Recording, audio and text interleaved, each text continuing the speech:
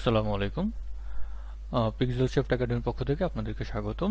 তো আজকে আমরা একটা ইন্টারেস্টিং ব্যাপার দেখব, যেখানে হচ্ছে যে আমরা কিভাবে একটা লাইভ সাইট একটা সার্ভার থেকে আমরা আরেকটা সার্ভারে হচ্ছে মাইগ্রেট করতে পারবো খুব ইজিলি। সো এই বিষয়টা হচ্ছে খুব কনফিউজিং যখন কেউ হচ্ছে এই সম্পর্কে না জানে, বা আমরা নতুন ডেভেলপার যারা আছি বা যারা হচ্ছে শিখতেছি তাদের কাছে ব্যাপারটা খুবই কনফিউজিং মনে হয়। কেউ যদি লাইভে এই কাজটা না করে থাকে তাহলে তার কাছে মনে হয় জিনিসটা মানে আহামরি অনেক কিছু, বাট অ্যাকচুয়ালি জিনিসটা খুবই ইজি। সো আমি এখন প্র্যাকটিক্যালি দেখাবো যে আমরা কিভাবে হচ্ছে একটা লাইভ সাইটকে আমরা একটা সার্ভার থেকে আরেকটা সার্ভারে মাইগ্রেট করতে পারি। সো আপনারা অলরেডি দেখতে পাচ্ছেন যে আমার এখানে সাইট গ্রাউন্ডে আমি লগ ইন অবস্থায় আছি, এবং এখানে হচ্ছে আমার একটা ওয়েবসাইট আছে যেটা হচ্ছে pixelshaft.com। এটা হচ্ছে আমার নিজের অফিসের একদম লাইভ সাইট, এটা অলরেডি লাইভ আছে। তো আমরা চিন্তা করেছি যে সাইট গ্রাউন্ড থেকে আমরা অন্য একটা সার্ভারে নিয়ে যাব। সো আমরা একটু দেখি যে আমাদের যে সাইটটা আছে সাইট গ্রাউন্ডে আছে, এখানে হচ্ছে আমি অলরেডি সাইট গ্রাউন্ডের প্যানেলের ভিতরে আছি। সো এখান থেকে হচ্ছে আমাদের যে ফাইল ম্যানেজারে গেলে আমরা দেখবো যে আমাদের কি কি ওয়েবসাইট এখানে আছে, যে pixelshaft.com। আমি প্রথম হচ্ছে এটার একটা ব্যাকআপ নিয়ে নিয়েছি অলরেডি। সো এটার ব্যাকআপ অলরেডি আমার কাছে ডাউনলোড করা আছে। সো আমরা এইটাকেই হচ্ছে আমরা হচ্ছে সার্ভারটা চেঞ্জ করব। সো এখন আমি সার্ভারটা যখন চেঞ্জ করতে যাব, আমরা যে নতুন যে সার্ভারে যাব সেটা হচ্ছে নেমচিপ সার্ভার। সো তো নেমচিপে যাওয়ার জন্য আমাকে কি করতে হবে, আমাকে প্রথমে হচ্ছে আমার যে ডোমেইনটা আছে এই আমাকে প্রথমে হচ্ছে এটা হচ্ছে নেমচিপের সার্ভার, যেই সার্ভারে হচ্ছে আমি আমার নতুন pixelshaft.com সাইটটাকে হচ্ছে নিয়ে আসবো। সো আমরা জানি হচ্ছে আগে নিয়ে আসার জন্য আমাকে কি করতে হবে, এখানে হচ্ছে একটা অ্যাডন ডোমেইন ক্রিয়েট করতে হবে। হ্যাঁ, বা অথবা আপনি চাইলে, আমি যেহেতু হচ্ছে এই সার্ভারটা নেওয়া হয়েছিল আমাদের অন্য একটা ডোমেইনের আন্ডারে, যেটা হচ্ছে 𝗖𝗯𝗹𝗲। সো এই ডোমেইনের আন্ডারে এটা নেওয়া হয়েছে। সো এখন pixelshaft.com কে যদি আমি এখানে মাইগ্রেট করতে চাই তাহলে আগে আমাকে ডোমেইনটা এখানে হচ্ছে অ্যাড করতে হবে। সো আমি আগে ডোমেইনটা অ্যাড করি। এখানে আমি অ্যাডন ডোমেইনে ক্লিক করলাম। ক্লিক করার জন্য আমরা দেখলাম আমাদের অলরেডি এখানে কোনো অ্যাডন ডোমেইন নেই, অলরেডি শুধু একটাই ডোমেইন আছে 𝗖𝗯𝗹𝗲.com। সো এখন আমি এটাকে নিয়ে আসবো pixelshaft.com। সো আমি এখানে নিলাম, খুবই কেয়ারফুল যে বানানগুলো যাতে ঠিক থাকে। সো আমি এটাকে এখান থেকে নিয়ে নিলাম। নিয়ে নেওয়ার পর যখন আমি এখানে ক্লিক করলাম অ্যাড ডোমেইন, সো এটা কিছুটা টাইম নেবে। যেখানে একটা এরর শো করেছে যে oops looks like pixelshaft.com pointer to remote name server, অর্থাৎ এই যে ডোমেইনটা আছে এই ডোমেইনটা যেহেতু আগে সাইট গ্রাউন্ডে ছিল, সো সাইট গ্রাউন্ডের যে নেম সার্ভার ডোমেইন হচ্ছে ওটা পয়েন্ট করা আছে। সো এই কারণে হচ্ছে আমাকে আগে কি করতে হবে, নেম সার্ভারটাকে চেঞ্জ করতে হবে। যে এখানে বলা হচ্ছে to add the domain as an add-on you need to have to point to dns1 namechipHosting.com, অর্থাৎ এটা হচ্ছে নেমচিপের আমার নেম সার্ভার। সো এখানে বলে দিয়েছে যে হচ্ছে আমাকে আগে কি করতে হবে। আমি পারতাম যে আগে হচ্ছে আমি এটাকে চেঞ্জ করে দেন এখানে আপনাদেরকে শো করতে পারতাম। সো বাট আমি দেখলাম যে আপনি যদি হচ্ছে এটা না করেন, বা আপনি যখন নতুন কেউ একদিন এটা করতে যাবে তখন হচ্ছে এই এররটা শো করবে। এই এররটার মানে হচ্ছে আপনাকে হচ্ছে নেম সার্ভারটাকে চেঞ্জ করতে হবে। তাহলে এইটা হচ্ছে আমার ডোমেইন প্যানেল, যেখানে হচ্ছে আমি আমার ডোমেইনটা রাখা আছে। আমার এখানে হচ্ছে একটু নিচের দিকে গেলে, নিচের দিকে যাওয়ার পরে হচ্ছে যে নেম সার্ভার দেওয়া আছে, সাইট গ্রাউন্ডের নেম সার্ভার দেওয়া আছে, হ্যাঁ, দুইটা নেম সার্ভার। তো এখন আমাকে এটা চেঞ্জ করতে হবে। দেখেন এখানে যে ডোমেইন রেজিস্ট্রেশন এই জায়গাগুলোতে একটা অপশন আছে নেম সার্ভার। আমি এখানে যখন ক্লিক করব সো এটা কিন্তু এখানে চলে আসছে। সো আমার কাছে দুইটা নেম সার্ভার কপি করা আছে, আমি জাস্ট হচ্ছে এখানে এটা কপি করলাম। কপি করার পরে এটাকে এখানে পেস্ট করে দিচ্ছি, এবং এই জিনিসটাকে এখানে আমি এটাকে পেস্ট করে দিচ্ছি। সো এটা আমি করলাম আপডেট নেম সার্ভার। আমি এই যে the name server details have been update successfully. So এখানে আমার কাজ শেষ, এখানে আর আমার কোনো কিছু করার দরকার নেই। সো এখন যদি হচ্ছে আমি যাই, যে আমি যখন হচ্ছে এবার হচ্ছে আমি ব্যাকে যাই, ব্যাকে যাওয়ার পরে হচ্ছে আমি এবার হচ্ছে আমি অ্যাড করি pixelshaft.com। এখন হচ্ছে আমি গেলাম pixel, হ্যাঁ নামটাম ঠিক আছে। আমি যদি এবার এটাকে অ্যাড করি, সো এখন আমার মনে হয় কোনো এরর শো করার কথা না, এটা তারা নিয়ে নিবে যেহেতু হচ্ছে অলরেডি আমি নেম সার্ভার চেঞ্জ করে ফেলেছি। কিছুটা সময় নিচ্ছে। Yep, the add-on domain Pixelshaft has been created. So এখন হচ্ছে আমার ডোমেইন ক্রিয়েট করা হয়ে গেল। এখন হচ্ছে আমাকে কি করতে হবে, এখন হচ্ছে আমাকে অ্যাজ ইউজুয়াল আমরা কি করলাম, আমরা কিন্তু অলরেডি ডোমেইন কিন্তু আমাদের কিন্তু সার্ভার কিন্তু অলরেডি চেঞ্জ হয়ে গিয়েছে।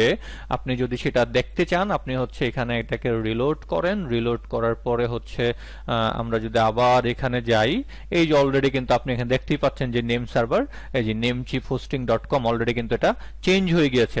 সো আমাদের কিন্তু মেইন কাজ শেষ। এখন হচ্ছে আমাদের হচ্ছে আমরা জাস্ট ফাইলগুলোকে আপলোড করব।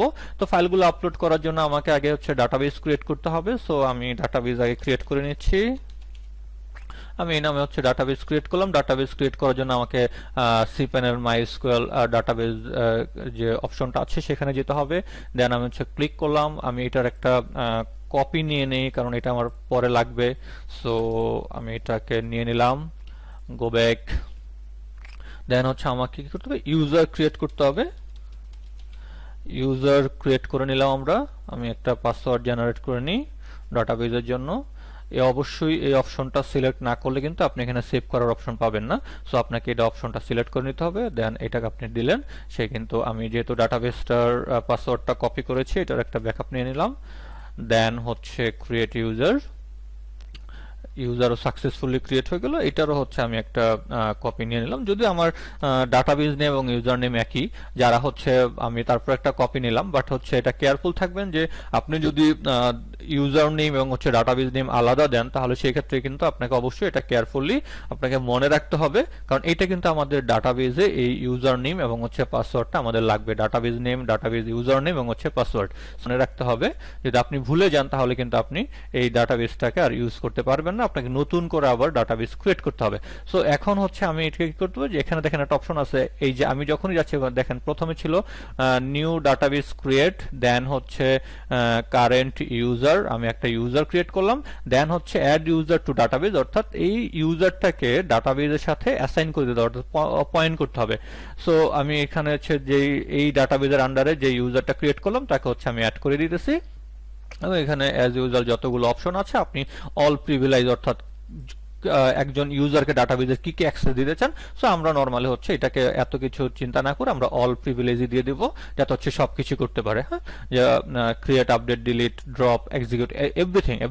So just make changes. So আমার কিন্তু এই যে এখানে কিন্তু একটা সাকসেস মেসেজ চলে আসছে যে you have successfully privilege the database বা দ্য ইউজার, যাই হোক এখানে সবকিছু চলে আসলো। সো আমরা হচ্ছে আমাদের কাজ মোটামুটি শেষ। এখন হচ্ছে আমরা ডাটাবেস ক্রিয়েট করে ফেললাম। সো আমরা হচ্ছে এখন cpanel যাই, ওখান থেকে হচ্ছে এবার হচ্ছে আমি করব php myadmin, এখানে ক্লিক করব। এখানে ক্লিক করার পরে হচ্ছে আমাকে ডাটাবেসে নিয়ে যাবে। এই যে আমার ডাটাবেস কিন্তু ক্রিয়েট হয়েছে এখানে যে পিক্সেলশাফট, বাট এখানে কিন্তু কোনো কিছুই নাই আমার, যদিও কোনো ডাটা আমরা এখন এখানে ইম্পোর্ট করিনি। সো আমরা হচ্ছে আগে হচ্ছে ফাইলটাকে আপলোড করি আমাদের যে pixelshaft.com। আমরা কিন্তু এটাকে যে পাবলিক, অর্থাৎ মেইন যে রুট public_html, এটার বাইরে কিন্তু আমরা দিয়েছি। আমরা চাইলে হচ্ছে public_html এর ভিতরেও হচ্ছে আমরা এটাকে ক্রিয়েট করতে পারতাম। সো যেহেতু এটা একটা আলাদা একটা ওয়েবসাইট, আমি এটাকে হচ্ছে public_html এর বাইরে ক্রিয়েট করেছি। আমরা হচ্ছে এখানে ঢুকতেছি, এখানে কিছু নাই, আমরা আগে ফাইলটা আপলোড করব। আমরা হচ্ছে বলেই দিয়েছিলাম যে এখানে হচ্ছে আমাদের ফাইলের ব্যাকআপটা কিন্তু আমি আগে ডাউনলোড করেছিলাম সাইটগ্রাউন্ডের থেকে। সো এই যে pixelshaft.com, এটাকে হচ্ছে আমি আনজিপ করে এখানে হচ্ছে আমি জাস্ট এখানে আমি এটাকে নতুনভাবে আরেকটা জিপ ক্রিয়েট করেছি, wp-admin এই নামে একটা জিপ ক্রিয়েট করেছি। সো আমি এখন এইটাকে হচ্ছে আপলোড করব। আপলোড করার জন্য হচ্ছে আমি আপলোডে যাব। আপলোডে যে এখানে হচ্ছে আমার এই যে pixelshaft.com পাবলিক, এখানে এই যে আমি নতুন যে ফাইলটা জিপ করেছি এটার ভিতরে এটাকে সিলেক্ট করে দিলাম। দেন হচ্ছে এটা আপলোড হচ্ছে, হোক, এটা কিন্তু আপলোড হচ্ছে। So in the mean time আমরা চেক করে নেই যে আমরা যেহেতু অনেকগুলো ডাটাবেস ডাউনলোড করেছি, সো আমরা শিওর হওয়ার জন্য যে এখানে আসলে কোন ডাটাবেসটা আমি ইউজ করেছি আমার pixelshaft.com এ আছে, এটা হচ্ছে আমরা wp-config এর ভিতরে wp-config থেকে আমি একটু এটা বড় করে নিচ্ছি, wp-config ফাইলটাকে ওপেন করলাম। ওপেন করার পরে এখানে দেখেন যে ডাটাবেস নেম কিন্তু এই যে ডাটাবেস নেম এটা আছে, ডাটাবেস ইউজার নেম দেওয়া আছে এবং পাসওয়ার্ড। সো আমার শুধু ডাটাবেস নেমটাই দরকার। সো আমি দেখলাম যে Pixelshaft সম্পূর্ণ আসে নাই, আন্ডারস্কোর পিক্সেলশেফট অর্থাৎ এই নামে যে ডাটাবেস আছে সেটাকে হচ্ছে আমাকে ইউজ করতে হবে। সো অলরেডি এটা হচ্ছে আপলোড ডান। এখানে যখনই দেখবেন 100% লেখার পরে গ্রিন সিগন্যাল, গ্রিন কালার হয়ে গেছে, তার মানে এটা ডান হয়ে গেছে। আমি এটাকে ব্যাকে গেলাম, যেখানে এখানে কিন্তু এটা চলে আসছে। এখন আমি হচ্ছে ডাটাবেসটাকে আপলোড করব কিসের আন্ডারে? পিক্সেলশেফটের আন্ডারে। এটার জন্য আমাকে ডাটাবেসটা করতে হবে, ইম্পোর্ট করতে হবে। সো ইম্পোর্ট করার জন্য আমি ক্লিক করলাম, ফাইল চুজ করলাম, আমি একটু ব্যাকে গেলাম। এখানে যে এই ফোল্ডারে আমার যতগুলো সার্ভার, যত ডাটাবেস সবগুলো আমি ডাউনলোড করেছিলাম। এখানে দেখেন এই যে পিক্সেলশেফট নামে এই যে ডাটাবেসটা, ওটা কিন্তু আমরা wp-config থেকে দেখেছিলাম যে এই ডাটাবেসটা আমার pixelshaft.com এর ভিতরে ছিল। সো আমি এটাও দেখলাম যে এখানে এটা। সো আমি এটাকে সিলেক্ট করলাম, সিলেক্ট করে জাস্ট গো দিয়ে দিলাম। এটা আপলোড হচ্ছে। আমরা একটু এখানে যাই। সো আমরা এখন এই wp admin এটাকে একটু এক্সট্রাক্ট করি, যেহেতু জিপোস্ট তাদের এক্সট্রাক্ট করে দিচ্ছি। হ্যাঁ, সাকসেসফুলি কিন্তু এটা ইম্পোর্ট হয়ে গিয়েছে, যেহেতু সাকসেস মেসেজ আসছে। সো হ্যাঁ, আমাদের এখানে যতগুলো টেবিল আছে সবগুলো কিন্তু এখানে চলে এসেছে। সাকসেসফুলি চলে এসেছে এবং এটাও কিন্তু ডাটাবেস টু এক্সট্রাক্ট হয়ে গেছে ফাইলগুলো। আমি এটাকে ক্লোজ করে দিলাম। ক্লোজ করার পর এখন হচ্ছে আমাকে যে কাজটা করতে হবে, আমার সাইট কিন্তু এখনো লাইভ হয়নি। আমি যেহেতু সার্ভার চেঞ্জ করার পরে আমরা এখনো সাইট চেক করিনি, জাস্ট হচ্ছে আমরা কি করতে হবে, আমার এই wp-config ফাইলে, অর্থাৎ যেহেতু এটা আমাদের আগের ফাইল, সো wp-config এ কিন্তু আমার আগের ডাটাবেসের নাম এগুলো দেওয়া আছে। সো এখন এইটাকে হচ্ছে আমাকে ডাটাবেস নেম, ইউজার নেম এগুলো চেঞ্জ করে দিতে হবে। সো আমি এখানে গেলাম, এখানে যাওয়ার পর এই যে দেখেন এখানে কিন্তু আগেরটাই শো করতেছে। সো আমি যেখানে হচ্ছে ইউজার নেম এটা একটা কপি রেখেছিলাম, ওখান থেকে এটা কপি করলাম, কপি করে এখানে বসিয়ে দিলাম। যেহেতু database name, user name same, so আমি জাস্ট দুই জায়গাতে একটা জিনিস দিলাম। এবার হচ্ছে আমি পাসওয়ার্ডটাকে কপি করব। পাসওয়ার্ড কপি করার পরে এখানে হচ্ছে আমি পাসওয়ার্ডও চেঞ্জ করে দিলাম। So that's it. আমি এটাকে সেভ করলাম।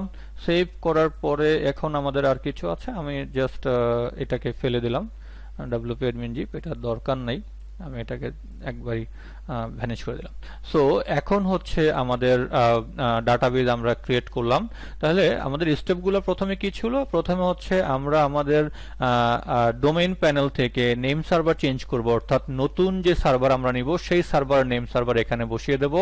দেন হচ্ছে আমাদের নতুন যেই প্যানেল আছে সেই প্যানেলে গিয়ে অ্যাডন ডোমেন ক্রিয়েট করব। দেন হচ্ছে অ্যাডন ডোমেনের পরে একটা ডাটাবেস ক্রিয়েট করব। কোথা থেকে? এই যে মাইস্কুয়েল ডাটাবেস, এখান থেকে ডাটাবেস ক্রিয়েট করব।